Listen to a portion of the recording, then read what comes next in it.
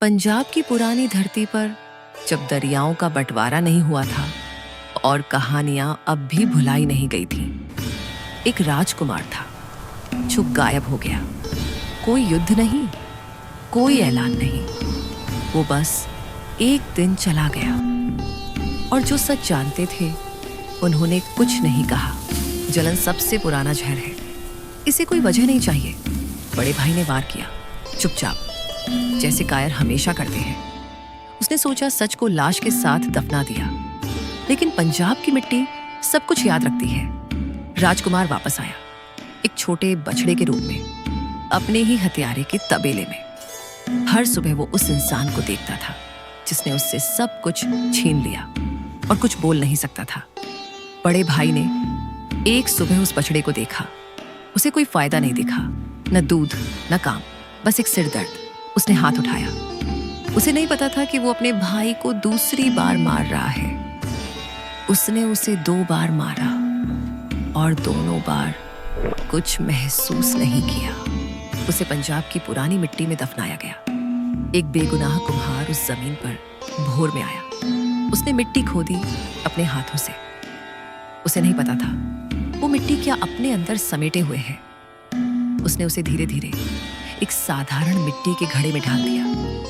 उसे नहीं पता था कि एक राजकुमार उसके हाथों में था। उसकी माँ उस दोपहर बाजार से गुजर रही थी, अभी भी उस बेटे का बोझ दिल पर लिए जो कभी घर नहीं आया। उस ठेले पर दर्जनों घड़े थे। उसे नहीं पता क्यों उसके हाथ उस एक घड़े तक पहुंचे। उसकी रूह ने उसे पहचान लिया, उसके दिमाग से पहले। उसने उस पर पानी भरा और पिया, और उस एक सांस में उसने सब कुछ देख लिया। अपने बेटे का चेहरा, धोखा, तबेला, अपने बड़े बेटे के हाथ, सब कुछ एक साथ, एक पल में। वो उस भरे बाजार के बीच बिल्कुल चुप खड़ी रही और उसने अपने मरे हुए बेटे से बने घड़े को थामे रखा। आखिरकार जान गई कि उसे किसने छीना। बड़े भाई ने कभी कबूल नहीं किया, लेकिन जब भी उसने उस दिन के बाद अपनी माँ की आंखों में देखा, वो जान गया कि वो जानती है, और यही उसकी सजा थी। कुछ राज दफन नहीं रहते। पंजाब की मिट्टी इसकी इजाजत नहीं देती। रानी ज्यादा देर नहीं रोई। उसने अपनी सेना बुलाई। उसने वो मिट्टी का घड़ा उस तख्त पर रखा जहां उसका बेटा बैठता था, और दरबार में सिर्फ एक जुमला कहा, मेरे बड़े बेटे ने मेरे छोटे बेटे को मारा। पंजाब की मिट्टी मेरी गवाह है।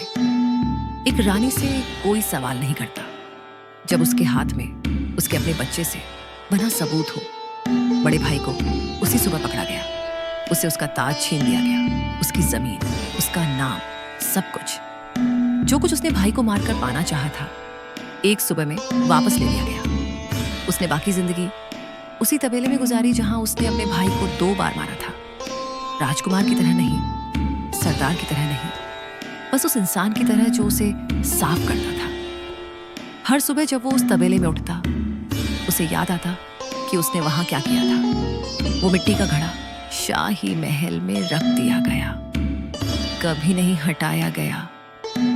हर राजकुमार को याद दिलाने के लिए तुम्हारी माँ को हमेशा पता चल जाएगा, पंजाब की मिट्टी इसकी इजाजत नहीं देती।